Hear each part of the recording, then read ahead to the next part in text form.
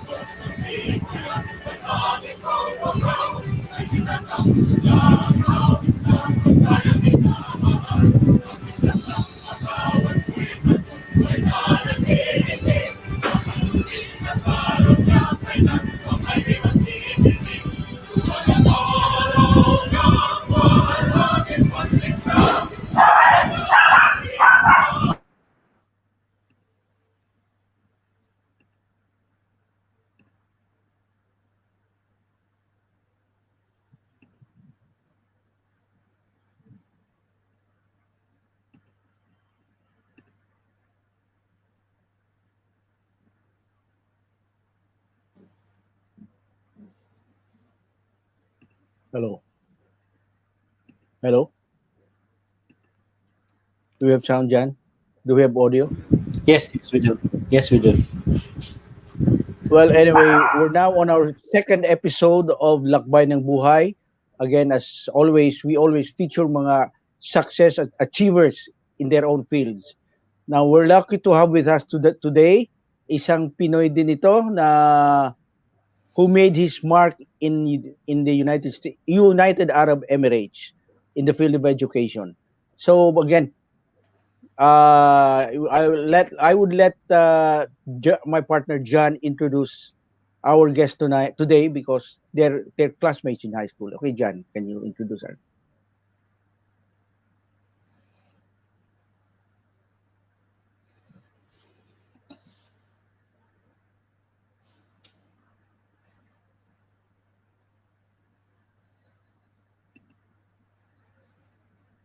John, walang audio. Nag-mute. Sorry. Uh, I would like to introduce a former classmate from an island, the third largest island in the Philippines, Samar.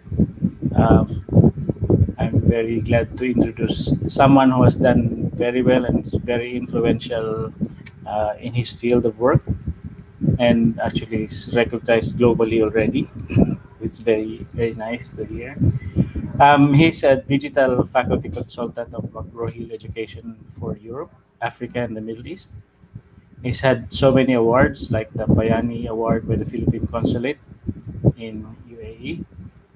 He's been invited to several speaking engagement, like the United Nations and Heartfulness Organization.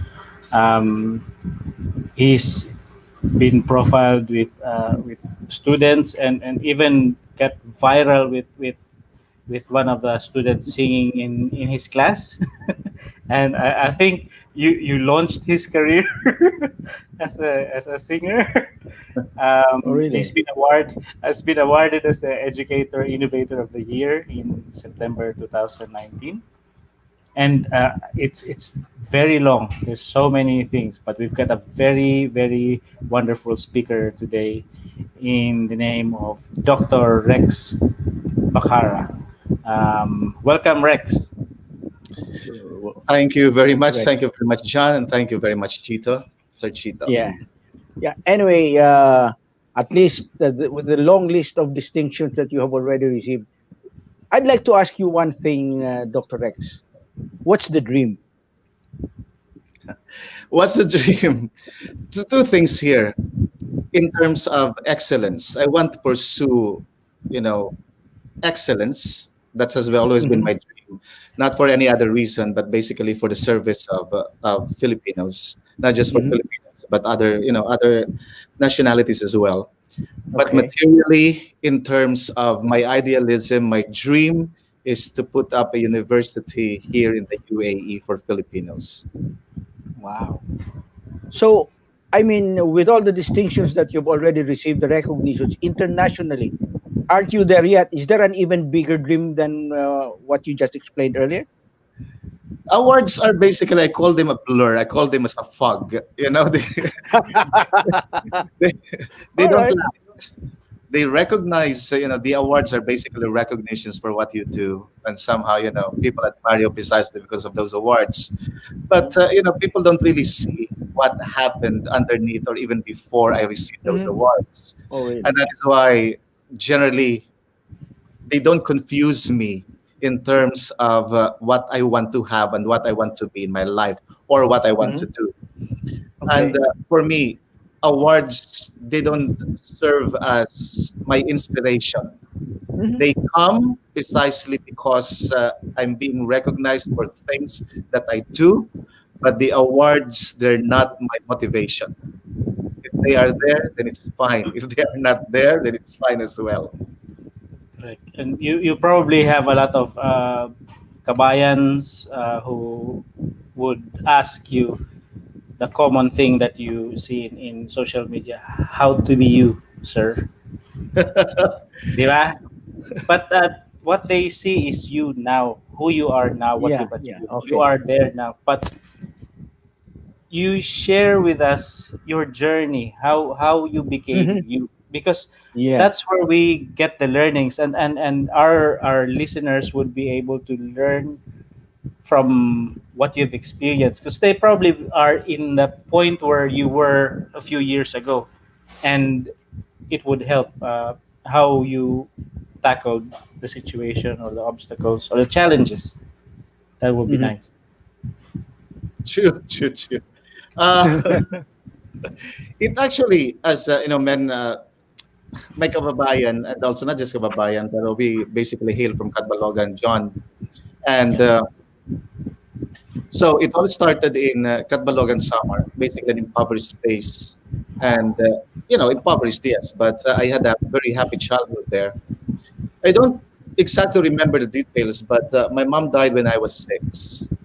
And moments before she died, she told me something that, if I remember correctly, Rex, just be happy. Of course, I didn't understand her at that time. She was dying, I was crying, Yeah. and I was just so confused.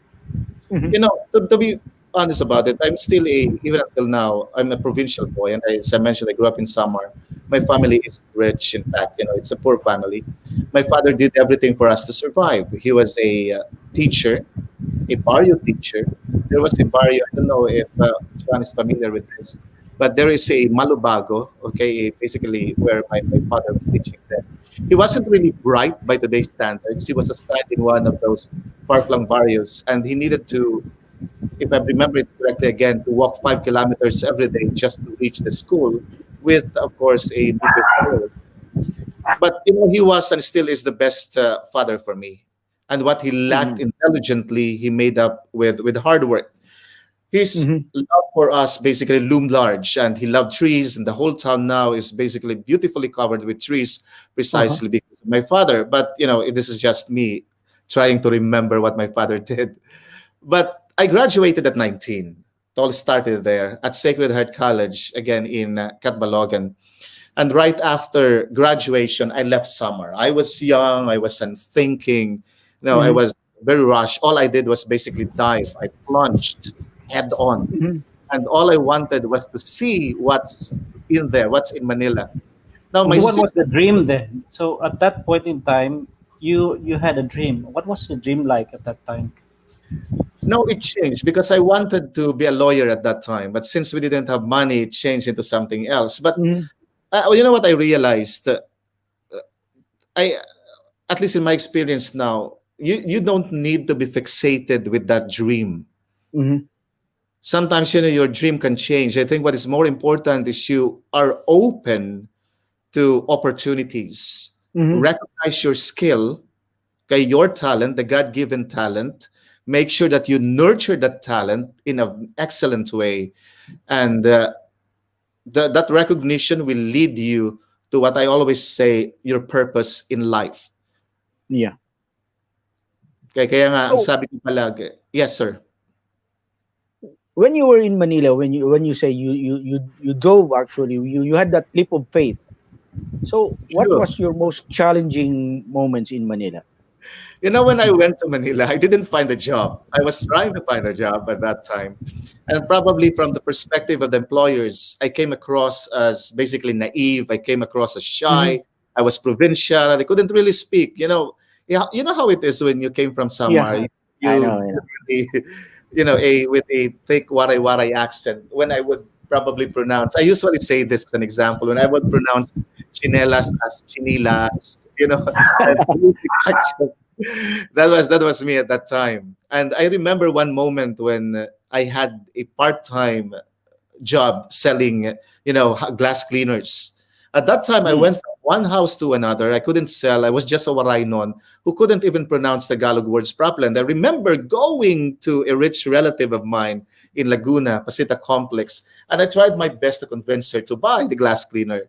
She told me that I needed to show to her first that it was a really very effective glass cleaner. So she Okay. asked me to basically wipe and clean the huge glass panels and windows of her huge house. She was a rich mother at that time, because I would like to think the father was in Saudi, the husband was in Saudi. Now, I did my best and sweated a lot trying to prove that basically it was the best glass cleaner. Mhm. Mhm. But Yeah. unfortunately, she didn't buy. And as I say, that was now that's a fond memory, precisely because that served as a fulcrum, as a jump start to what I always considered the sunset of my life. At that time also, I felt awkward talking, being with my sister, who was also working and studying, aside from having a family of her own, because she married early. And to be Uh-huh. fair, by the way, to my sister, she took really good care of me, to the point of even sacrificing herself and allowing certain conditions just to provide for me. You know what? The next thing that I did, I left that house of my sister. Uh-huh. Again, I wasn't thinking. My decision was based on feelings. I wasn't rational. I didn't even think, at that time, where to go. So as I said, that was the beginning of a series of sunsets with probably a bag, just one bag, and a little money.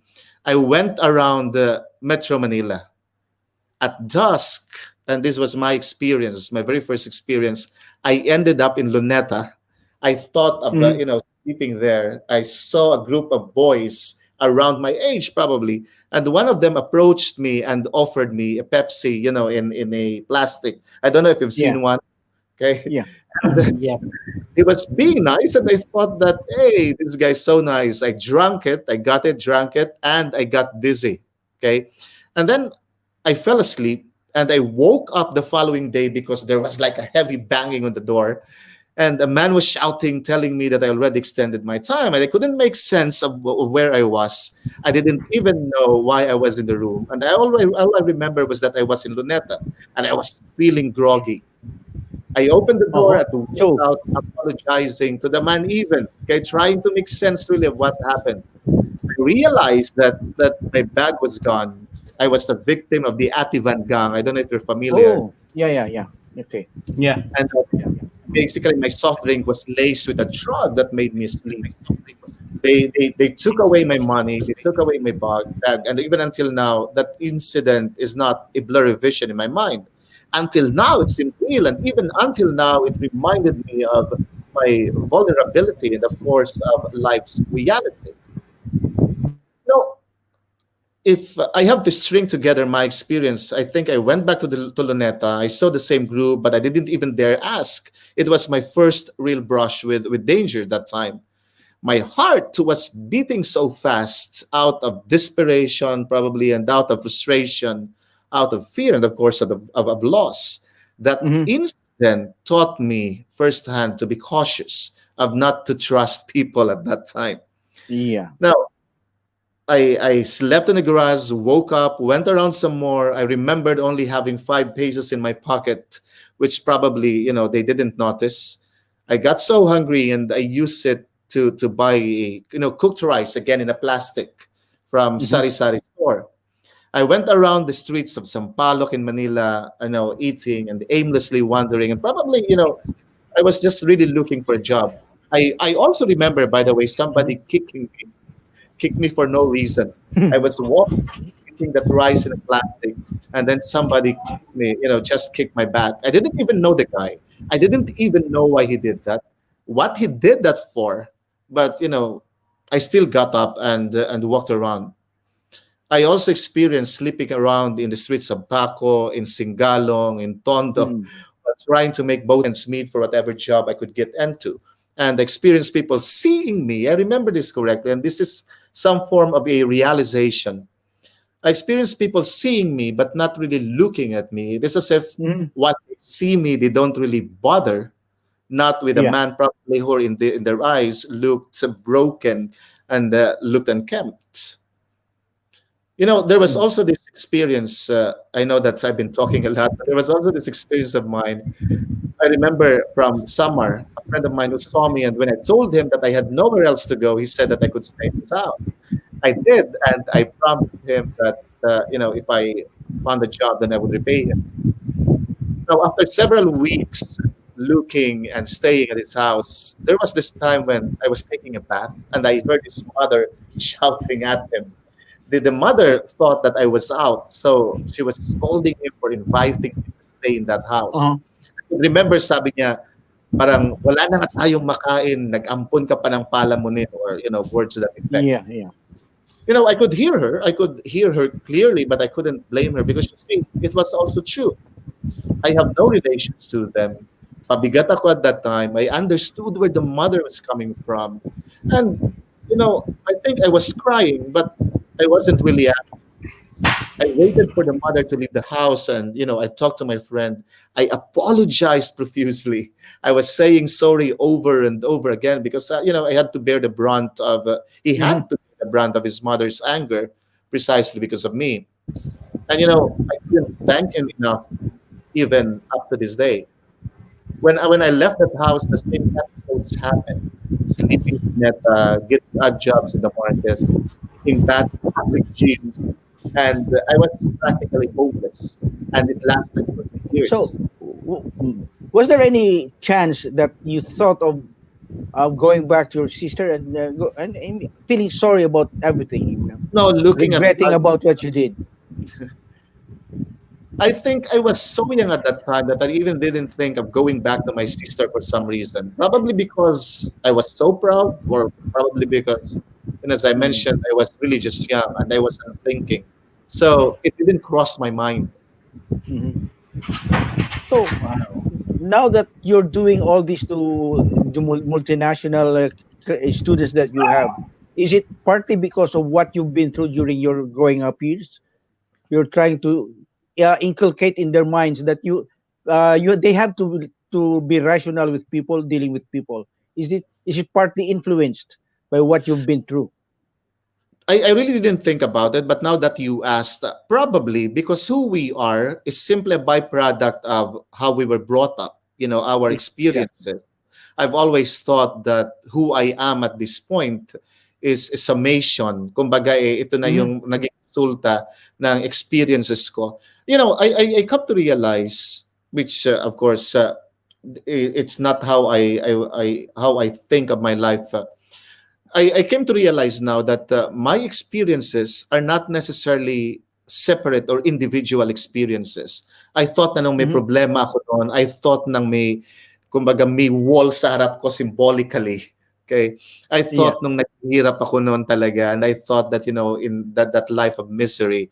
And then I also thought na yung mga experience ko na masaya ako, na kumbaga there was joy in my life, that, each one is not related to one another. But looking at it now, when you ask that question, it's basically like looking at the stars. You know how when at night you look at the stars in a moonless night, Mhm. and Mhm. you realize that you have all the stars seemingly separated from one another, minding it, Mhm. each other's business. Mhm. But you also realize that if you really look at them, they form a constellation. It is as if Yeah. they're interconnected. And that's how I look Yes. at my experiences. That who I am now is precisely because of those experiences that made me stronger, that probably, no matter how little, made me wiser in the way I deal with my life. And probably also the ones responsible, these experiences of mine, responsible for me being empathetic, responsible for me teaching empathy and understanding and rational thinking to my students, Mhm. looking Mhm. to concentrating on values formation as well, precisely because of my experience. My experiences are symbolically a constellation. And the reason why I am formed as I am now, precisely because of those experiences.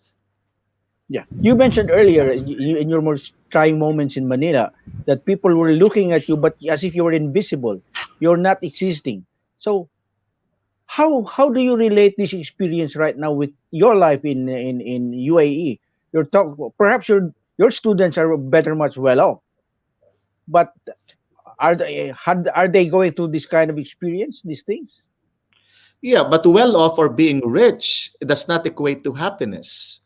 Yeah. Regardless of who we are and what we have in life, Sir Chito, we have our own battles, Mm-hmm. either emotionally, psychologically, Mm-hmm. and that is why I think God gifted me, because of my experiences. God gifted me the ability to listen, to attend to each one, to Mm-hmm. understand what is happening around. And I think that is what is lacking now in this world. In fact, for example, when my student, and this is the difference probably, if my student is not able to submit a paper on time, and then that student would probably, when that student asks me that, doctor, I cannot submit the paper, many faculty members, I would like to think, would just be a stickler to the rule. No, you should have submitted that on Mm-hmm. time. You're lazy. What have you been doing? Yeah, yeah. What I usually do is I ask what happened. Okay, I usually ask that question first. What happened? Because I want to know really what happened. Of course, there is the other side of it, because two things here. The student will be given an opportunity to lie, kay kung Mm-hmm. maglalay siya, Tama, or the tama. student could actually be honest, saying na may nangyari naman talaga. Now, if the student is honest, then fine. Okay, I accept, etc. Now, if the student lies, katapos nakita ko naman na, kumbaga, nakumbinsi ako sa lie niya, then that is not Okay. anymore going to be my problem. Because the thing is, if that student continues to lie and I've given him or her the benefit of the doubt, then he Mm-hmm. or she will encounter more issues later on in his or her life. Mm-hmm. So I always say to myself, it is better to err on the side of kindness, of empathy, than be judgmental to what people do and to what people say. Okay. So you look at problems more of an opportunities for improvement Of rather course, than a setback in life. yes. For me, problems are not problems, but they're basically challenges. There Mm-hmm. was this. I always consider it as a wall. The problems, and when I have a wall in front of me, I always reframe my mind. I always think of it as a challenge, Mm-hmm. and I always think of it as a test for people who would want to go beyond it, who really, really want it, okay, to go beyond it or to go over it more than the rest, because it distinguishes, it delineates, it somehow it tests Mm. people whether they want it enough Mhm. or they don't. And many times those walls are created by you. That is true. By the way, I always say this to my students. There are two types of problems and issues in our life: the involuntary problems or Mhm. issues, or I call them faults, and the voluntary faults. What do I mean by voluntary faults? Ito yung mga tipong kaya ka nagka-problema, nagka-issue dahil ginawa mo. 'Di Mhm. ba? Halimbawa, may credit card ka, tapos pinambili mo ng Louis Vuitton bag o kung anumang bag, luxury, tapos hindi ka nakabayad, tapos siningil ka ng bangko, tapos hindi ka nakabayad, na kumbaga nakulong ka for some reason. But I don't know the laws in the Philippines now. Pero ibig ko sabihin, nagkaroon ka ng issue precisely because you decided to use, in this example, your credit card for something that is not important, but probably precisely because of something that you probably want, not necessarily the need. But there's also the involuntary fault, which means that napunta ka sa isang sitwasyon na hindi mo namang ginawa, pero externally dumating sa'yo. Halimbawa, nagkaroon ka ng traffic, Mhm. gumising ka ng maaga, you woke up really very early in the morning, precisely because of a meeting, but still you got stuck in a traffic. Now, that traffic is known for Mhm. me as involuntary fault or issue. Two things Mhm. also here. Okay. Either you can adapt or do something about it, or be very angry. And many people get angry when involuntary issues come in. Yeah. Like, sabi ko nga sa example ko, ito yung sa traffic. What I do, because of my experience in the monastery, and we were taught how to do it to become calm and peaceful, is to make an involuntary fault or issue, okay, to convert it, to reframe it into prayer. Mhm. Example, na-stuck ako sa traffic, gumising na ako't na ng maaga, na-stuck pa rin ako, so hindi ko siya fault. Talaga lang na nagsabayan lahat ng mga sasakyan at that time o may na-aksidente sa unahan ko, kaya Okay. nagka-traffic. Sabi ko nga, pwede naman ako magalit, mainis, magpapapadyak sa sasakyan. But for me, that is an opportunity for prayer, for the spiritual aspect of my life. So, ang palagi kong ginagawa is converted to prayer. Sabi ko sa sarili ko, Lord, isa itong issue that is making me uncomfortable. Kaya kasi malilate ako sa meeting eh. But I cannot do anything about it.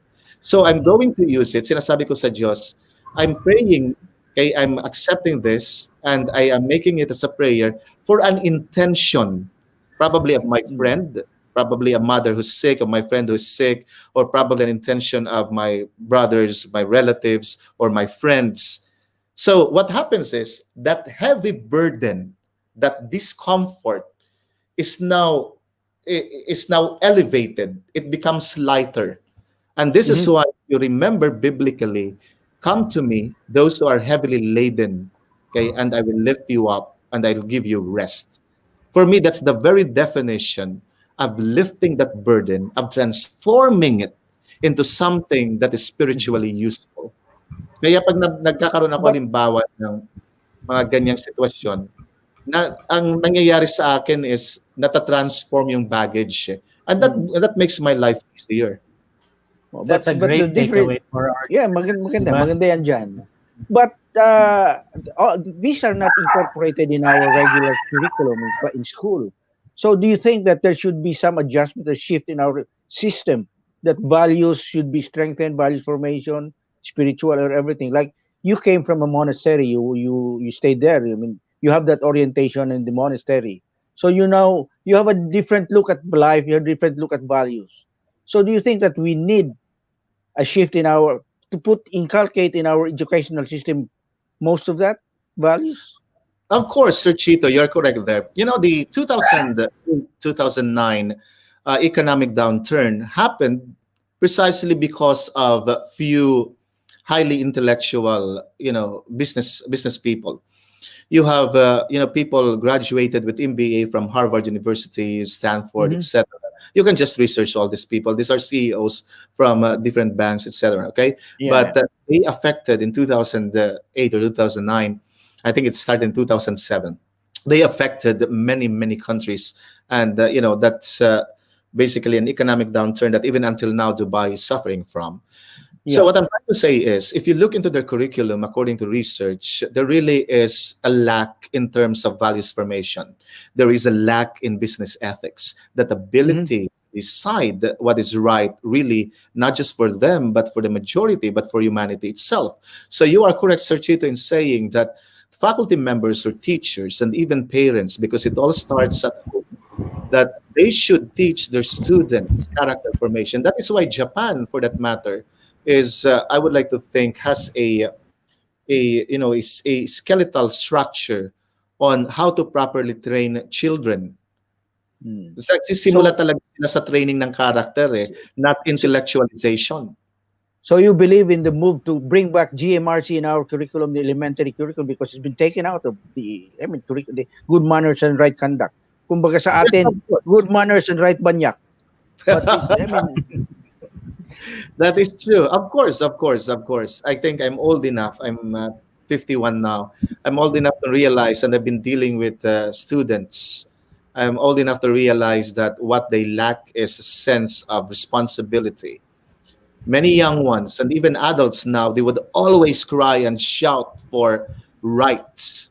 But what they're forgetting is the responsibility that goes with that right. would technology have an impact on this? Because remember, even in the dining table, this is a classic situation where everybody's there and yet everybody's so far. So Everybody's busy with the. for me, technology is a tool. Right? It's basically a tool, and a tool is amoral, meaning to say it has no sense of morality. It is neither immoral, it's neither moral. So, which means Oh, that in the end, it's going to be the people. mhm. Yeah. So I That's cannot blame how. technology because, for all it's worth, technology made us, we enjoy things precisely because of technology. What we're doing now is technology. Precisely even now, imagine. So then it should be all the more reason that in our curriculum it should be included that values formation, family values, of course, that Of you should course, not be attached to our gadgets and everything and all that. And because there is already lack of personal touch even within the family. They Yes. that is dine together and yet everybody's busy at their phones. I guess it has to do with the perspective of service. Like what we really want to do is to be of service to others instead of being self-serving. Di ba? that Yung is nangyayari. true, John. But you see, that is a I call it always as a motherhood statement. It's a Mm-hmm. generalized statement, and Mm. what happens is, usually in my case, students, they get confused on such a statement, because how do you do that in practice? Yeah. How do you do that in practice? So as a teacher, I usually marry, as I mentioned, theory or general statements with practical use. So ang inaano ko lang, pag may mga ganyan, tama naman din talaga si John, okay, na character education, Sir Chito din, okay, at saka service for others. Pero sabi ko nga, and I'm reminded now because of our discussion, na talakayan nga natin, of Aristotle. Anything extreme, okay, leads to Mm-hmm. abuse. Anything extreme is unhealthy. Kaya Mm-hmm. sabi niya, in our life, okay, we always have what is known as a dimension. A dimension is basically a measurement na kung saan makikita mo kung extreme ka ba, extreme of lack or extreme of Mm-hmm. excess. So Okay. sabi niya, to have a good life, which in Greek is known as summum bonum. Summum bonum in Greek, translated to our language, is the greatest good. So in Mm-hmm. order for you to achieve the greatest good, you need to be in the middle, which is moderation, not excessive and not lacking. I'll give an example. Let us say sleeping. Okay, sleeping. Now, if you sleep too much, you are unproductive. Mm-hmm. Okay? Hindi ka productive at saka palagi kang parang inaantok. That's basically the biological effect. Ano ka, uh, you're always sleeping. So ang nangyayari nga, hindi ka makagalaw, hindi ka productive sa buhay mo. Pero kung wala ka din naman talagang tulog, ang nangyayari din is nahihilo ka rin kasi wala kang tulog eh. Game ka ng game o kaya kahit talagang subsuba ng aral mo, even into that aspect, ha. Since wala kang tulog, minsan naman sobra ka sa tulog, ang nangyayari, you're not living a good life. You're not living a well-lived life. So Yeah. Aristotle would always say, stay in the middle, in moderation. The same also with eating. Pag kain ka ng kain excessively, hindi ka rin maligaya kasi you get addicted to eating, and at the same time, you get, forgive the language, you get fat, and that's the reality. Pag hindi ka rin naman kumakain, naging unhealthy ka rin naman. So, ang nangyayari is, you can eat anything, but always in moderation. Moderation. Oo. And Now, that is ngayon, applicable. oo. Ngayon, Dr. Rex, alam mo naman, we live under new normal, as they say, you know. So, coming from an expert, from a man of distinction like you, what do you suggest to this new trend in education, this online? How can they best apply the theories, the principles that you just explained earlier, the concepts of education? What can you suggest to the parents, to the teachers, to the students as well? First, the parents, especially if we're talking about grade school to grade 12, okay? That aspect. Parents should be there, especially in values formation. When I say values formation, informing the discipline, the character of the children. It will take a lot of time and it will take effort coming from the parents. But in my experience, parents should be there when lectures are being delivered or done. All right. Because look at it this way. As when everything was still being done in the classroom, bago nagka-pandemic, the teacher is there. We see our Yeah. students. Okay, we see when a student is misbehaving. We see when a student is cheating. We see when a student is doing something that is untoward. Okay, so nakokorek namin yan. Hindi namin nakikita yan pag may online na ganito. We don't even know what they're doing. Okay, precisely because probably of the lack of technology, in terms of best practices. So ang nangyayari, we always say na, please, parents, make an effort. Now, as a teacher, here is my advice. Make sure that anything related to technology, in order for us to deliver effectively online learning, should be utilized. What do I mean by that? Look, PowerPoint presentation. PowerPoint presentation, in all practicability, is heavily used in online lectures. So make sure that your PowerPoint presentation is visual. Hindi yung puro text, but you have images. Enhance your PowerPoint presentation. The delivery should be engaging.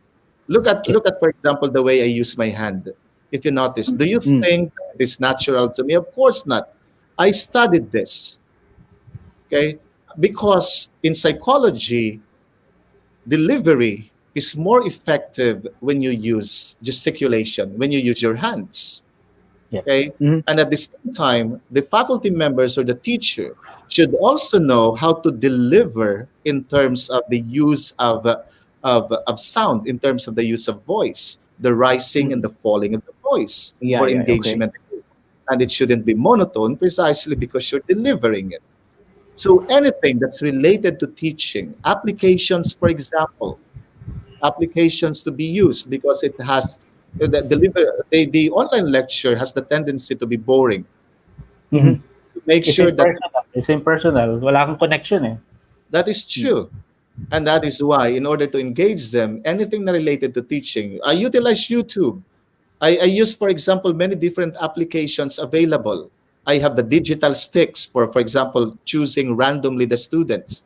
I also utilize Blackboard, the digital one, in order for me to deliver the lecture. There are so many free ones if faculty members will only have the time to basically explore the different materials or applications available. Yung sinasabi ni Kachito na kung gusto, maraming paraan. Yeah. So, only people are able to do that if they love their profession. Yes, what would you think would be the social cost of this kung ganun? I mean, para bang minsan kasi it's like a lip service na eh. But what do you think would be the social cost of this? We maintain the kind of education that we have right now, yung online, na wala masyadong personal, na parents are not involved. I mean, they pass on the modules up to the kids to fill it up, no? They need to be involved. That's what I'm trying to say. They cannot just say that they're not going to be involved. If they're paying the university or the school, and that's going to be the responsibility of the teachers or the institution. They need to be involved. And I cannot say that, I But would cannot it tell not them, be Yeah. But would it not be Sir possible Tito, that the parents would be coaching their kids? Would it not be possible that the parents would be coaching their kids what to answer? In other words, it's not them learning, but the parents teaching them how, kumbaga, like cheating. not necessarily coaching. For me, it's more of an observation of what the children are doing while there is a Okay. lecture.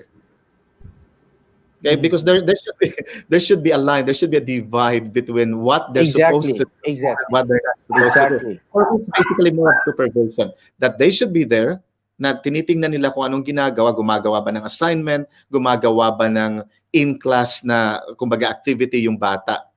Yes, yes. Because these things are not. I don't think they're defined in the module that we have right now, the online lessons. I don't think these are defined. It's a Then they learning, I should think be it's a learning defined. Ako process kasi simple lang marami. akong tao, Sir Chito. Pag hindi siya defined, then define it. Ganun lang siya.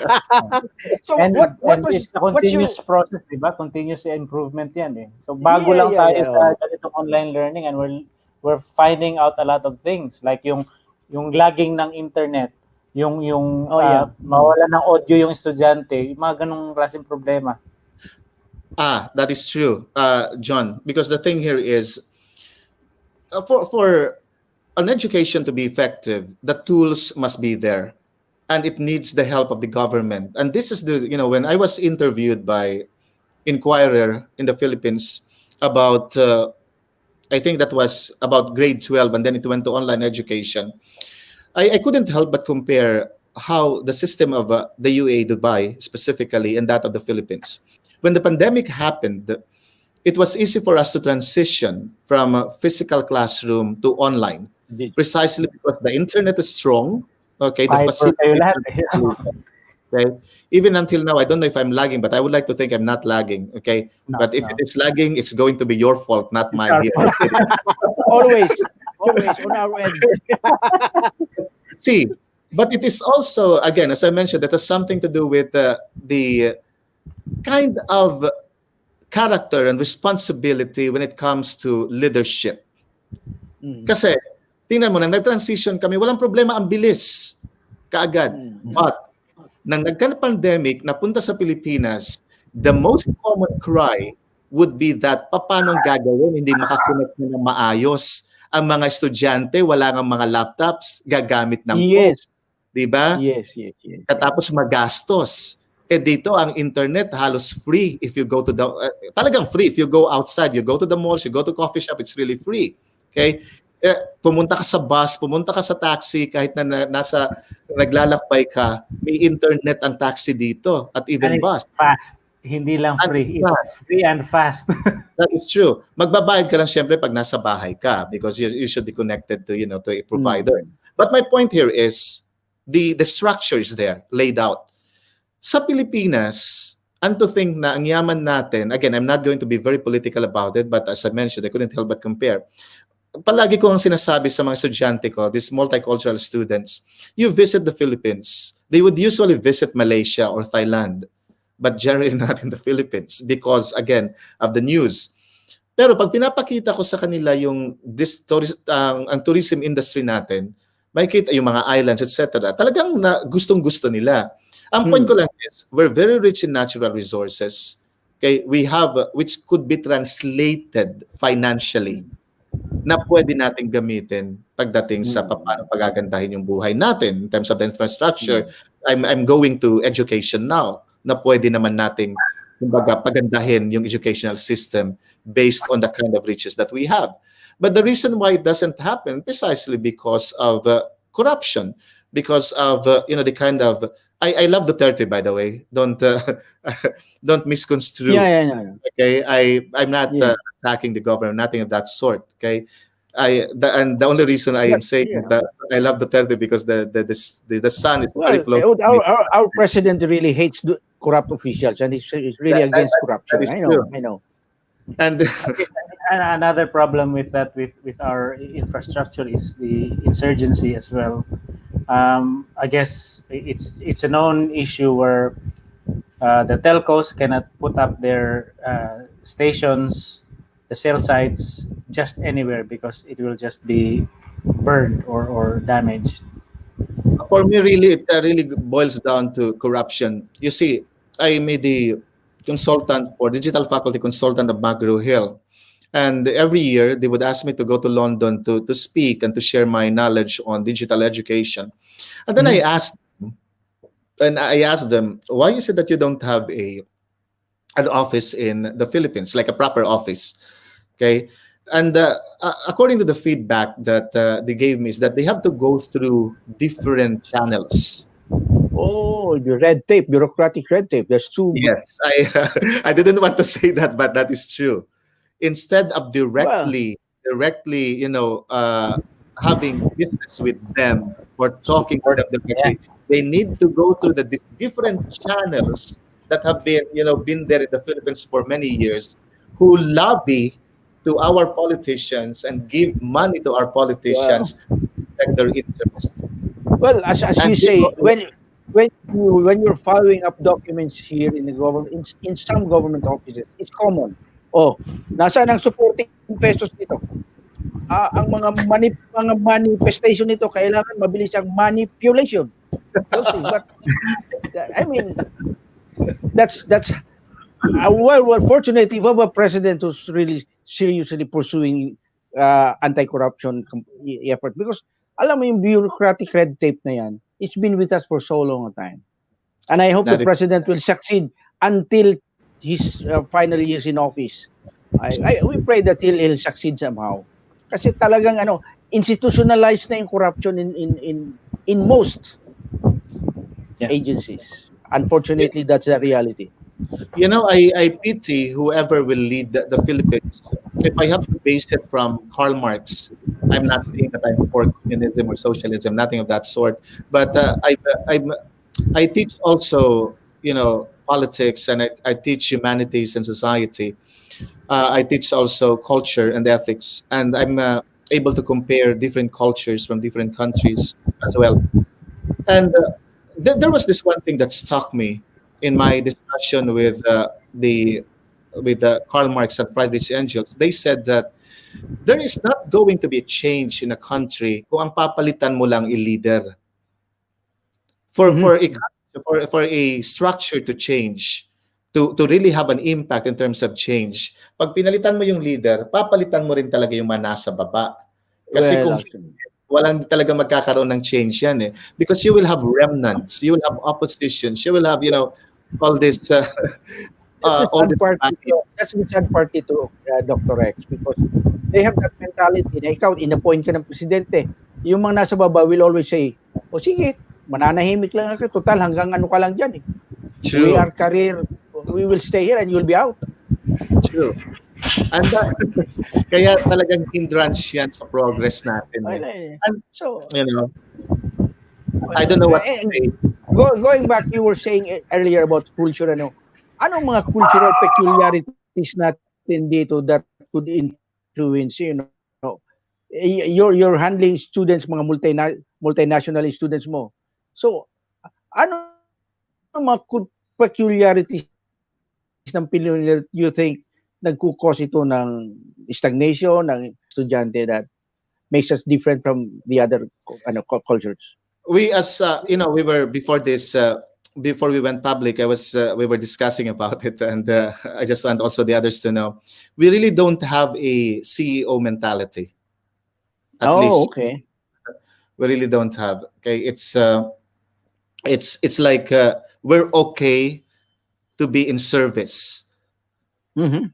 Well, and that hinders also our, generally with exceptions, I always say, it also hinders our for innovation, for thinking, for disruption in business and technology. Mm-hmm. Kaya even here in Dubai, many of us are basically in the services industry. Nasa restaurants, receptionist, kasi nga palagi tayong nakasmile, kasi nga palagi tayong umuoo, kaya kasi nga palagi tayong sumusunod. Even if we Oh. have something in our mind, we are not trained to put that out in public, to say it, even if you have something innovative and creative. Generally, again, with some exception. So, Is it part? Okay, go on, Doc. Okay. It's fine, Okay, Doctor. Sir Chito, tell me. to go on, Rick. I was just saying it's partly because of our training since elementary that we've been trained to be passive, obedient, and everything. That we were never given the wings to fly on our own. For me, it's more of culture. We've been subservient. I mean, for many years, we've been under the Spanish regime. We've been under the Japanese. We've been under the The Indios. Americans, etc. We That were is true. the Okay, Indios. that is Okay. true. And it has been inculcated in us na talagang inferior tayo. Okay, Mhm. so but my point is, hanggang kailan tayo magkakaroon ng ganung mindset? Exactly. Mhm. So Kasi when ang it, education system natin, di ba, is based on just producing workers. So followers basically ang style ng education natin eh. So kaya mga laborers, mga workers, we all follow. Uh, Bihira yung leaders. and if you think about it, hindi nga tayo hindi tayo business minded. And that is true. I've been hearing a lot about it, but we're not business minded. We would But want to be in company, be an employee, but never risk, but not really risk putting up a business. And I think that but it needs to change. but it's probably because we have limited opportunities, perhaps, dito. Perhaps we're not getting that really much support from the government. The opportunities, whatever. So it be one reason, right? Right. But you see, uh, Sir Chito, when I came to Dubai, I would like to think that what you mentioned is going to be also applicable to my experience. I had Mhm. limited opportunities. It is very rare to have a Filipino professor here in the UAE because we're basically in the industry. Very competitive ang mga foreigners dito pagdating sa university. You need to have a Mhm. PhD from a recognized university. So Okay. and I remember this when I was new here in the UAE 11 years ago. That was probably my first week in the university, and there were these two students who went to to the faculty lounge, and they really sought me. And then they asked me this question, and not ask a question, but they told me, "Doctor, can you say fried chicken?" And I said fried chicken. And then they asked me again, "Can you say fried chicken?" I said fried chicken. And then I could see in their faces that they couldn't believe it. So they asked me again, "Doctor, can you say fried chicken 3 times?" And I said fried chicken, fried chicken. And then I realized what they wanted to know. They wanted me to say fried chicken, okay, instead of fried, okay, because they thought that Filipinos could not distinguish F from P, Mhm. okay, and they could not pronounce properly between the two. So ang point ko lang here is they were so surprised that I'm able to pronounce that, which by the way, I had the difficulty coming from Samar when I was young.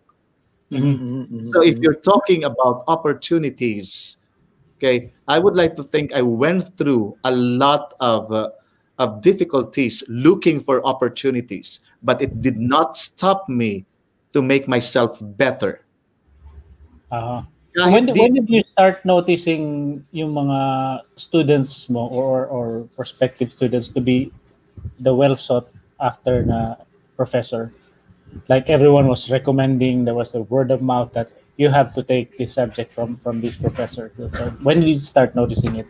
at probably around 5 years ago, okay, I was in that university. When I that was my experience when those students went to my office to the faculty lounge. I realized that being a professor in a university is not something that is normal in the UAE. In fact, at that time, I think I was one of the two Filipino professors. All the rest, ibang lahi na talaga. Now, I realized na hindi ko, bakit ganun ang tingin nila sa mga Pilipino? Which hindi ko naman sila ma-blame precisely because that's their experience and they're young, they're impressionable. Mhm, mhm, So I mhm. said, how can I be a good teacher? And then it Okay. went to, how can I be an excellent teacher? So what did I do? I thought of exploring my God-given talent. Sabi ko, naging teacher ako because God wanted me to be a teacher. And I knew that for the longest time na ang gift talaga na binigay sa akin is teaching. And that, by the way, if I have to trace back, when I was in Malaybalay Bukidnon as a monk, okay, and in a contemplative monastery, the abbot noticed that I really have a gift for teaching because I was teaching the children of farmers at that time. So the abbot is the superior of the monastery, told me that, Rex, I don't think that you're supposed to be on, in this monastery on the mountain. We have a university in Manila, okay, run because that monastery is a Benedictine monastery, okay, under Mhm. Saint Benedict. So sabi niya, meron tayong eskwelahan sa Manila, which is a Benedictine university, which is San Beda University. That was San Beda College before. So sabi niya, I would recommend you there kasi nga nasa teaching ka. That was the gift. And then, who knows? You might get developed. So, pinapunta ko sa Manila, kinausap yung superior doon, yung Father Abbot doon, and then I got accepted. Sabi niya, okay, let's observe Rex. And then they asked me to study for my master's as a scholar, as a monk, and my PhD in philosophy at De La Salle University. So that was the beginning of my career. Mm. Now, recognizing that talent, kahit nang pumunta ako dito sa Dubai, ito yung gift na binigay sa akin ng Diyos. Paano ako magiging excellent? So, ang ginawa ko is self-study. Mhm. Anong ibig sabihin ng self-study? Mabuti na lang na-imbento yung internet. Kasi, Okay. sabi ko, ano ang kailangan para maging isang magaling na guro? Since ang isang guro nagsasalita in front of the students. So, paano ba maging magaling na speaker? Nag-Google ako, nag-YouTube ako ng mga great speakers. Paano sila magsalita? Paano nila i-raise yung hand nila? Paano yung raising and falling ang voice nila? Paano ibibitin yung topic para they would want it for more? They would want more. So pinag-aralan ko yun. And then paano mag-design ng PowerPoint presentation? Nag-YouTube ako uli, nag-Google ako uli. What Okay. is composition? What are colors? How do you combine them? Anything related to my profession, to my gift, I explored, I experienced, and I enhanced. Mhm. Kasi sabi ko, this is only just because this was the gift given to me. Parang Diyos di ba yung biblically, binigyan ka ng coins, binigyan ng father ng coins yung mga anak. Anong ginawa ng iba? Yung iba tinago, yung iba tinapon doon sa kung ano, yung isa ginamit. Yun ang ginawa ko. Ginamit ko ang talent or skill or gift na binigay sa akin ng Diyos. Ba't ko naman siya itatago? Ito nga yung gusto sa akin. So from there on, nang in-explore ko at in-enhance ko yung talent ko, nakita ng mga estudyante na I am being different from other faculty members. Mhm. I am doing things as, excellently. And I'm not bragging about it because I'm not doing it for fame or for reputation. I'm doing it precisely because it is the right thing to do. Okay. By So, virtue- Yes. And for our audience, this is a great takeaway for those who are asking how to be you po. Ito na yun. so what was your biggest challenge, Dr. Rex, as a professor? Considering that you have a class of multinationals, what was your biggest challenge? At that time, ngayon medyo nagamay ko na din kasi talaga siya. But at that time, when I was new, I'm a very, John could warrant this. I'm a very small guy. I'm a small guy.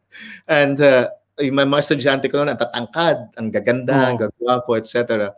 And generally, because I think it's part of their culture, they have strong personalities. Mhm. So sasabihin talaga nila yung gusto nila. And in the beginning, I was actually, I would like to think they were sizing me up.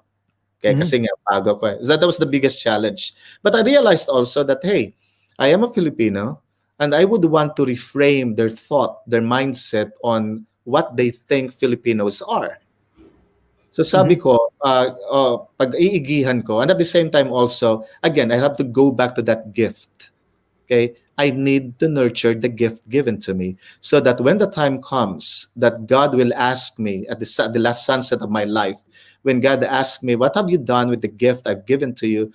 I could tell God with all honesty that I've finished the race, I've done my best. I've utilized the gift you have given to me, enriched that gift. So please, accept me in the bosom of your heart. I'm saying that poetically, but are you there yet on that journey, Dr. Rex? Are you there yet, or you still have a long way to go? For me, that's never been. What is important to me is not the arrival.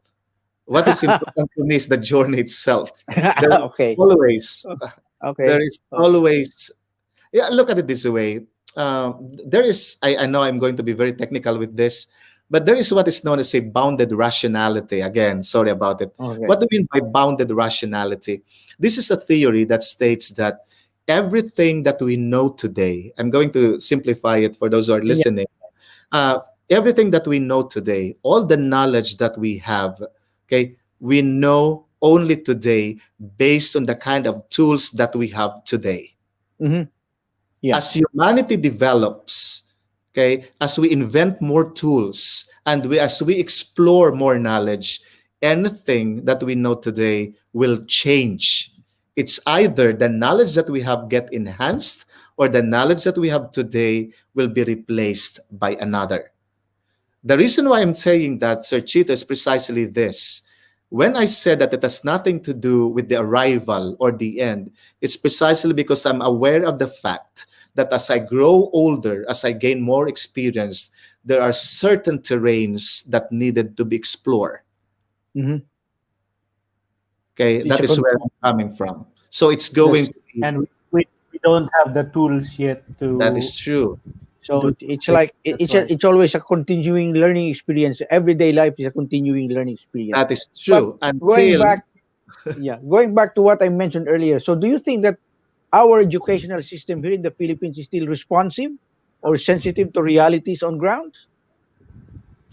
it is. It is. By the way, it is. Look, the way I see it. Okay, any system is good. Mm-hmm. Okay, it's the one who utilizes the system who isn't. Mm. Look, even in the study of governments, you have a capitalistic form of government, you have a socialist form of government, you have a patriarchal sort, you have also the democratic form, you have all these sorts of governments. Yeah. The reason why I like that we have varieties precisely because we're pluralistic in the sense that we have different tastes. Mm-hmm. And you can always embrace a particular dimension, a particular structure according to how you like it. Okay. Okay, for me, everything is good. The problem here is, ang nangyayari, kung sino ang humahawak ng structure na yon, sinong nagpapatakbo. Mm, yeah, yeah, Kasi yeah. ako, halimbawa, ang sa akin din naman, kumbaga, halimbawa, pen. Lahat naman ng pen pare-pareho Isa lang naman talaga ang purpose ng pen, sumulat. Pero bakit may varieties ng pen? Bakit may mabangong tinta sa pen? Bakit may ibang size ng pen? Precisely because may different needs tayo na gusto natin. Yeah, yeah. So a pen in itself is good. It depends on your preference.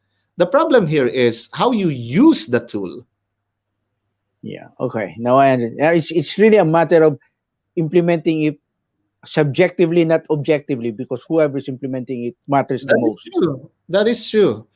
Our government, our governmental system, which is basically patterned after the U.S. Okay, because if you notice, we're the only democratic country, by the way, in Asia. So, so what I'm trying to say, it is good. Okay, if it worked in the U.S., then objectively, properly speaking, it should work with us. The problem is Oh. we didn't have the character to properly implement the system. And yet we're using the same system as basically what the US is using. Well, let me just say, a little modification because it's federalism in the US and we're not. But, the very foundation is the same. You say. So para sa akin, hindi talaga sistema It's basically who uses the system. Okay. So, Aiko, from an expert, from a doctor, from a PhD, what would you suggest to Filipinos how they could change their mindset on life, on whatever is happening, especially now under the new normal? What insights could you give to the Filipinos? Character, really. I'll have to go back to character. Regardless of whether it is new normal or the old ways, it really is going to be character. Because regardless of the change, if the foundation is strong, the change in itself will not affect negatively the foundation. Parang bahay yan Kung magandang pundasyon ng bahay mo, bagyuhin ka man, hindi ka pa rin ililipat Well, but everything starts with the family. Family foundation starts. Do you think medyo nakukulangan na ang ating sa family foundation natin? Humihina na ba True. sa That is family? That is true. It's the erosion of values. Tapos Okay. you have, again, when you say family, ang dami kasing factors dyan you have to look into what do children and what do young ones who will eventually become heads of families, what do they see on their television? See, that is one that needs to be considered. Okay. Pag nagbabakasyon kayo, saan kayo nagpupunta? Do you go for vacation, for example, just to enjoy? And most often when you do, it's basically for enjoyment? Or is it basically for the, for getting information that is related to values formation or probably to your business careers? And the reason why I'm telling you that is this. In the study of leadership, okay, there was a massive research on leadership. And this research, in the end, came up with 3 defining characteristics sa mga leaders. Leaders should incorporate. The first one is, okay, that the question is, what separates great leaders, okay, from the others? The first one of the 3 is this, that where do you go? Okay, where do you go? It has something to do with your calendar. Paano mo malalaman na magaling kang leader? By looking into your calendar. Saan ka nagpupunta pag nagbabakasyon ka? Saan ka nagpupunta kung gusto mong may puntahan kahit minsan sa bansa natin? Ibig sabihin, ang kalendaryo mo ba ay puno ng things that would enhance you as a person. Not just of information, but also for your betterment. Nag-a-attend ka ba ng trainings? Nag-a-attend ka ba ng conferences? Nakikinig ka ba sa mga ganitong ginagawa natin ngayon? Kasi may diferensya yan pagdating sa kung ano talaga ang pinagbabasihan mo sa buhay mo. Yung iba, kung makikita mo yung kalendaryo nila, palaging manonood ng sine, pupunta sa kapitbahay, makikipagchismisan. Okay? Kahit yung libro na binibili, kung bumibili man ng libro, that is one. That would determine whether you're going to become an effective leader or not. The other one is your ability to relate with other people of different nationalities. Kasi ano tayo karamihan sa atin, gusto natin, nandoon tayo sa grupo na pare-pareho tayo. Diba? Parehong Pilipino, parehong Indiano, o kaya pare-pareho tayo ng may gusto. We have that tendency, that tendency. When in fact, an effective leadership would mean that you have the ability to be able to talk to other people of different religious beliefs without judgment, of different nationalities without judgment, of different environment, of different culture. If you are able to do that, then you have the making of a good leader. And the other one, of course, is risk-taking, which we also lack. Filipinos don't really risk. You must you must develop the stamina, okay, to go on with your dream, to go on with what you think is good, regardless of what other people say to you. And reality check, if you have a dream, the very first persons who will contradict your dream are the people closest to you. Closest to you. Yeah. I hear you.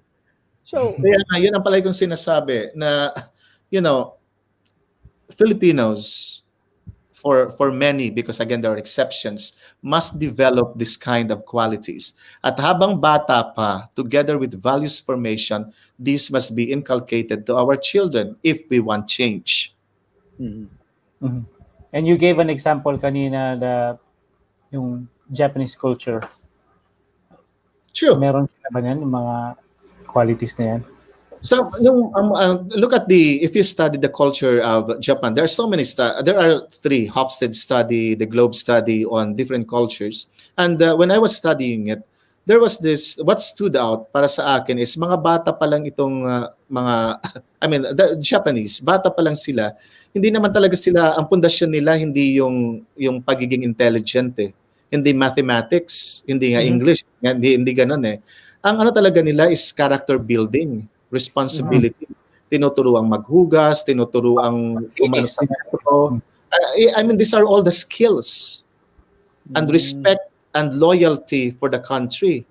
Even that, for example, the sense of nationalism is lacking sa atin tingnan mo, ang mga binibili natin, bakit basketball yung national game natin or sports natin, yan liliit natin generally, as a race. In fact, mas magaling tayo sa sipak takraw, isn't it? Boxing for Yeah, that yeah, matter. yeah. Okay?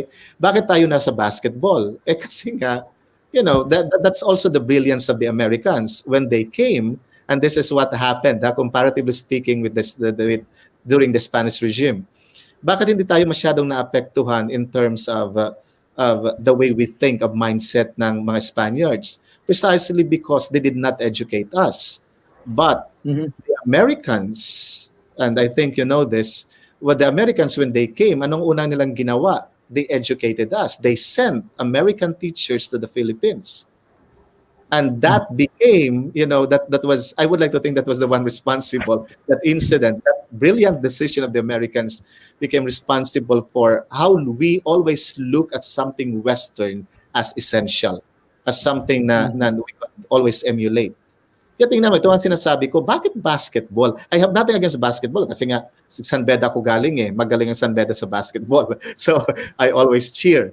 Ang ano ko lang is, that is already an illustration of somehow nami-misalign yung talent and skill natin as a country. That is for me an indication. Do you think that there's still a chance for, Filipinos to change part of our habit, culture, or whatever it is? Do you think that we can still change? Aristotle, the Greek philosopher, mentioned that you are what you repeatedly do. Okay? You are what you repeatedly do. To answer that question based on that quotation of Aristotle, bago pa tayo naging ganito, what we repeatedly do, okay, kung nasaan tayo ngayon, it started from somewhere, which means that if we want to change, we need to change now, or there should come a time that we as a community, as Filipinos, should decide, and through our leadership, we should decide to change. And then we should repeatedly do that change, in order for that to be embedded in our culture. So, do you think that we have, with what's happening, what we can hear right now, do we think that we have too much freedom, that sometimes it is abused, or I'll have to reframe it. We don't have too much freedom. We have a lack of responsibility.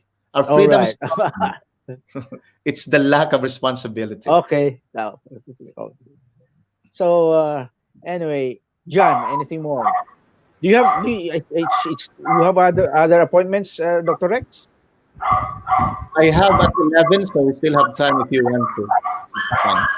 Yeah, I'm enjoying your thoughts. Can you please share your thoughts with some of those planning to succeed like you did in Dubai? What they need to start, the basics, of going what you've been through in Dubai. Sa akin, isa lang ang naging guide. Ito yung sinabi ko earlier na explore, recognize what you are good at, your talent, your God-given talent. Kasi nung bata pa tayo, may kanya-kanya tayong talent You can be, probably your gift is to become, is to sing, to become a singer, or probably to become an accountant. That is your gift because you're good in numbers. Or probably you're in a medical profession, or probably you're a nurse. Once na ma-recognize mo yun, kung nasaan ka ngayon, then enhance it. Okay, in order for you to be excellent. When I say enhance it, katulad ng ginawa ko as a teacher, ano ang mga bagay na po pwedeng makaapekto sa akin o magamit ko para maging isang magaling na guro. Ganun ako palagi. I need to align. Because look at it this way. And the reason why people don't really achieve excellence is that they are easily distracted by the things that are not aligned to their gift. Napipilit. Of course. Look at our behavior. Simple lang naman talaga yung, kumbaga, i-align mo ang sarili mo Ano ba talagang kailangan mong malaman as a person? Yung community mo, yung news, yung weather. I'm being practical about this one. Okay? Ito lang naman talaga mga bagay Pero tingnan mo kung ano karamihan ng at least sa Pilipino, not karamihan, but some. I would just say some. Ano ang umuukupa sa pang-araw-araw na buhay nila? Facebook. Okay, Facebook, social media, Tulfo. I have nothing against them, by the way, but these are non-essentials. Oh. Okay, but these non-essentials are commonly what preoccupies people. When in fact, the preoccupation should be the nurturance of your gift for excellence. I-enhance mo Mhm. ang sarili mo sa kung saan nandoon ka sa profesyon mo na ngayon. Kaya hindi mo na-enhance kasi nga, nood ka ng nood ng Netflix, nood ka ng nood ng Tulfo, nood ka ng mga talas teleserye and K-drama. I'm not saying that you should not do it. What I'm saying is minimize them Mhm. and not be preoccupied by them. Games pa, hindi mo na-mention. Come again? Games. So, games. See, Mhm. and if that is the case, even spiritually, you are not really utilizing the gift given to you. And for me, that is an injustice and that is unfair. Because, you see, palagi ko ang sinasabi ito, sa dinami-dami ng tao, bakit pagsasalita o pagiging guro ang magaling ako? Gusto ko maging Mm. singer, hindi naman maganda boses ko, kahit na gustong-gusto ko. Ibig sabihin, hindi yun yung gift ko. Gusto ko maging dancer, marunong ako sumayaw, pero hindi naman ako kasing galing probably ng talagang may gift for dancing. Which means, na ito talaga yung binigay sa akin. So I Yeah. need to enhance it. So, The very in other fact words, you Yes, believe in destiny. You believe in destiny, that Dr. Rex. And where you are right now is your destiny, partly etched on the palm of your hands. well, ang hirap i-justify search ito kasi nung destiny because this can be abused eh. I'm just thinking rationally, logically. Kasi some people would think that if they are poor, that is their destiny. Yan ayoko mangyari eh. Ating, You give up Oh, because destiny, yan ang destiny. You lose Oh, faith, you lose hope. That is true. It Okay. becomes an excuse, a justification for what they are at this point or who they are Okay. at this time. Okay. Na ganito talaga eh. Ganitong binigay sa akin ng Diyos eh. And Exactly. you would construe it as destiny. When in fact, for me, it isn't. For me, is that in that sense, ganito ang destiny sa akin eh. You were given a talent and that talent should be used for your destiny. Okay? Mhm. But if you don't utilize the talent, if you don't enhance and use the talent, then it will be something else. Because I've always believed that God has given us freedom. Mhm. Fortunately or unfortunately, how and what we do with with the gift will determine the kind of destiny that we have. Sabi ko nga, and I will relate this even to prayer. Prayer is always equitable. It goes with action. Sabi mo, tingnan mo mga social media natin, di ba? Karamihan ng mga taong bashers, tingnan mo yung kanilang social media. Palaging may nakalagay doon na God-fearing. I love Oh, God. yeah. Blessed. Di ba? Ano yan? Smoke screen? That is true. There is a dissonance between who they think they are and what they actually do. Yun ang palagi kong sinasabi. Pagdating sa destiny, the enhancement of your action, okay, should actually go, your gift should actually go with that destiny that you're thinking of or that what you believe in. Hindi po pwede talagang service lang eh. So in other words, subconsciously, lumalabas din yan yung whatever is in your heart. Lumalabas subconsciously. True. That is true. Yun ang that's the problem nga because pero there are a lot of those who were guided by, who believed in their destiny, but ikaw going back to your life when you malit ka pa noon, what the challenges that you've been through, did it ever occur in your mind during your years dun sa Katbalogan na you will reach the pinnacle of your life like where you are right now? Did you ever No. dream of this, the life that you have right now? No. It takes a lot of maturity and reflection, okay, to be able to trace back your experiences and do something with that experience. Ito yung sinasabi ko palagi kanina, and this is very clear to me. There will come a time in your life that you're going to be mature enough to realize that there is certain connectedness in your experiences, and that connectedness would guide you in the service of humanity or people. Okay. Very clear ako sa path ko. I'm not going to be confused with No, nung bata, syempre, bata, it's basically, the responsibility of the professionals and the family to nurture us, okay, to equip us. Kasi hindi pa, it's part of our biological process eh. Ang mind naman talaga natin is hindi pa capable to decide on our own and to be responsible. And that is why, nung tinatanong mo ako, clear na ba nung dati pa? Hindi eh. Hindi. I needed to experience, but with that experience or experiences, I needed to reflect on those in order for me to have a direction to where I am going or where I should go. I think what is lacking in today for many people is their inability to reflect on what happened to them or on their experiences. They are being overwhelmed by the present that they don't have the time, even if they actually do have. They don't have the time to look back and reflect on what the experiences are telling them to guide them on the kind of direction that they're treading, they're going to. So, Kaya Kasi alam mo, maraming tulfo, maraming Facebook. Anyway, yung oras nila, hindi na sila anyway, ngayon, at this time of pandemic, at ang mga mental cases natin medyo tumaas, you know that, reported mga intervention ng mga mental issues. depression. What would you suggest to those right now who are feeling depressed, hopeless? How are they what can you suggest to them to be able to regain their life? I cannot answer that in a manner na generalized kasi nga kanya-kanyang it's a case-to-case basis eh. As I always say, I need to listen first. I need to be empathetic because we basically have our own battles eh. Hindi natin alam saan manggagaling eh. But I can offer also something that probably in a general manner. If somebody comes to you asking for help and the person says that he or she is depressed, then do not offer a solution. You really need just listen. Don't offer a solution, especially if you're not a professional.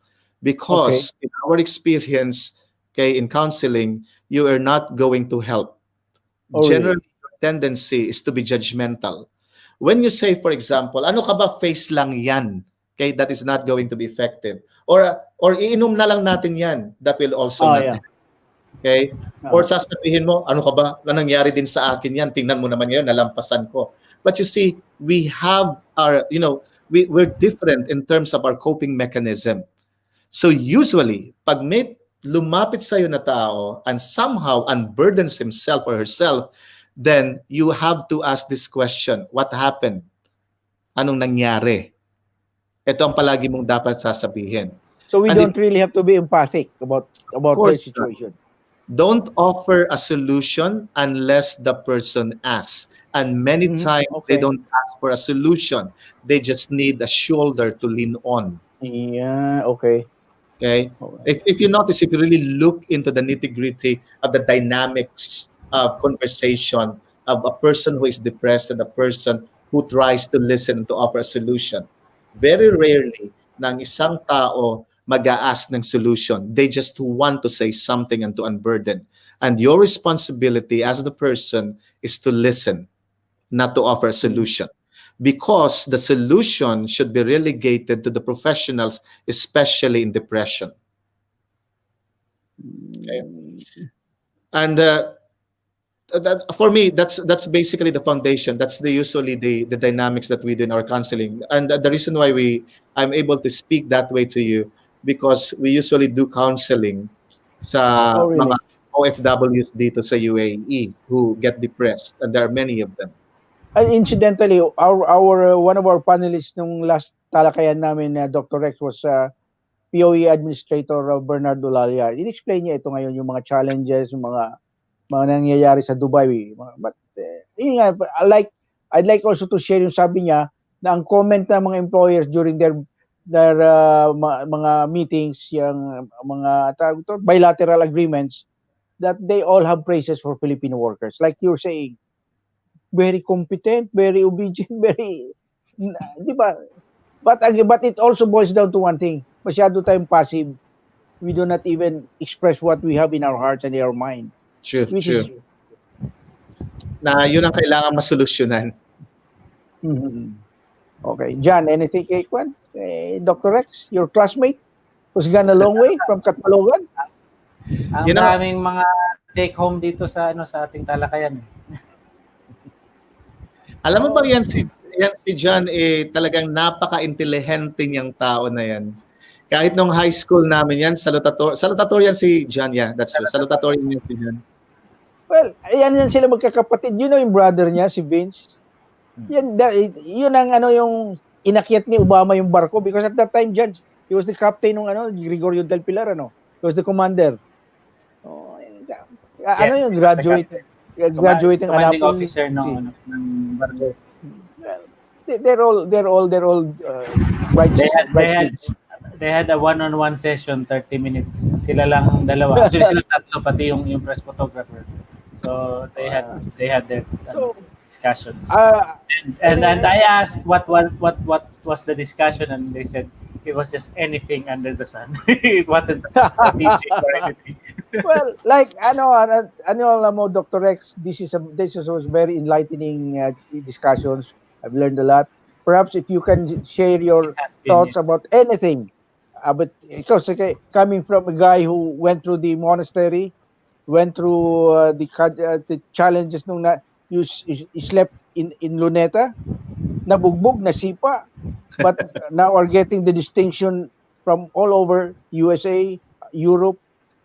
Can you share your thoughts na pag sa mga no longer about invisible. life? No About longer life. invisible. No longer invisible. I've not. Here is probably just a thought. Never allow poverty or difficulty to overwhelm you. I've always thought that my my control is rather internal. I refuse to be controlled by anything external. And I am very clear with what I want to do. And I know also very clear on how to do it. As I mentioned, I came to a point, at least in my age, and based also on my experience, my in fact, even my not so good experiences, I consider them essential. And I think as a parting word or parting words for everyone, I've always nurtured a mind and a self that is always grateful. Kahit nung nasa Luneta, na Ativangang ako, pinagsalitaan ako ng hindi maganda ng ilang tao sa Pilipinas noon when I was still struggling, I always would ask profusely for forgiveness and I always thank them. Okay? Precisely because ang nangyari sa akin noon is kahit dumaan ako sa ganon, the fact na inaccommodate ako, the fact na kumbaga hindi naman nila obligasyon na pakainin ako pero pinakain pa rin ako. Kahit na ang kinahinatnan kumbaga na-disappoint sila or kumbaga na-burden na rin sila at nakapagsalita ng ganon. I always consider that as something that I needed to be thankful for. I don't take it personally. Dahil sabi ko nga, it is precisely because of this mentality, okay, a life of gratitude, that somehow I look at things differently. And that guided me and carried me well in my life. Yes, sir. Are those experiences na dinaanan mo partly also what you are right now, that you are always ready to share your experience, ready to motivate, you're ready to encourage and ready to inspire people? Was it because of those? Yes, two things, Sir Chito. The 3 years were actually the lowest 3 years of my life. Okay, but those were also the most important 3 years of my life. It changed everything. Yeah, that changed me. That changed me in the sense that even the way I relate with people, as you mentioned, easily giving talks to others for free. In fact, I probably have given, I don't know how many now, because every weekend, in fact, even sometimes twice in a week or thrice in a week, I have talks, small groups, big groups, locally, internationally, even interviews. And I usually do it for free, precisely because of that experience of 3 years. Okay. Wherein I needed somebody to listen and to help me, but nobody did. Wherein, and that is also the other side, there are those people who listened to me and changed my life. So if I can do something to listen to people who wanted to be listened to, then I could have, and somehow make their lives better. then I'm all for it precisely because I experienced that. Well, I have high respect for you, my kababayan from Samar, because again, sabi nga nila, life is measured in not on how much, not how much we earn, not how much we live in luxury, but how much we are able to touch other people's lives.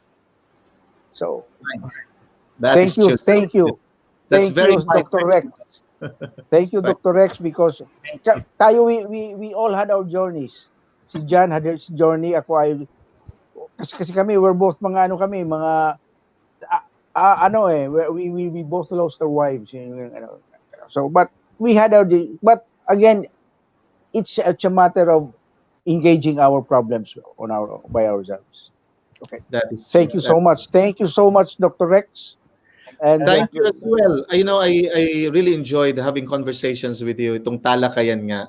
And this is one of the most enjoyable conversations. Parang ano lang eh, yung parang Well, nag-uusap lang tayo sa isang lugar. alam, sabi ko nga, Dr. Rex, kami, we have other talakans. Usually, because this is the living, lakbay ng buhay, this is a separate segment. Then we have the talakayan, this is more of like mga advocacy namin, we have government and these affected stakeholders. But sinasabi ko, let this be a platform for objective and constructive discussions. Hindi tirahan. Because what is important right now is to come up with solutions, suggestions, not to criticize, not to say anything about the government or whatever, but to come up with constructive discussions. True. Yeah.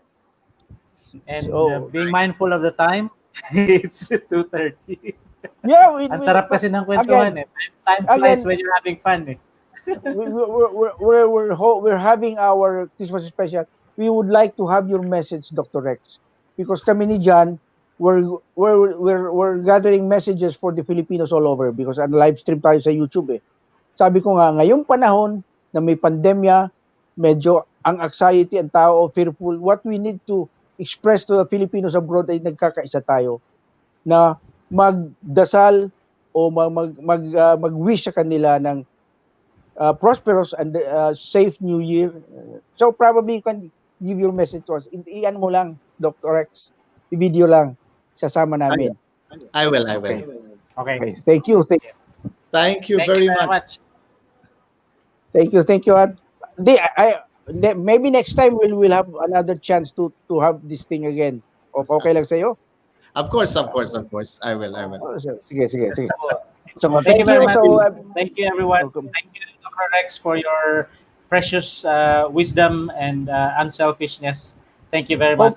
Hope to see you in Dubai one of these days. You know ba, we were supposed to go to Dubai yung ang friend ko, yung mga tao dyan sa Lulu hypermarkets, ang dami niyang tao ron.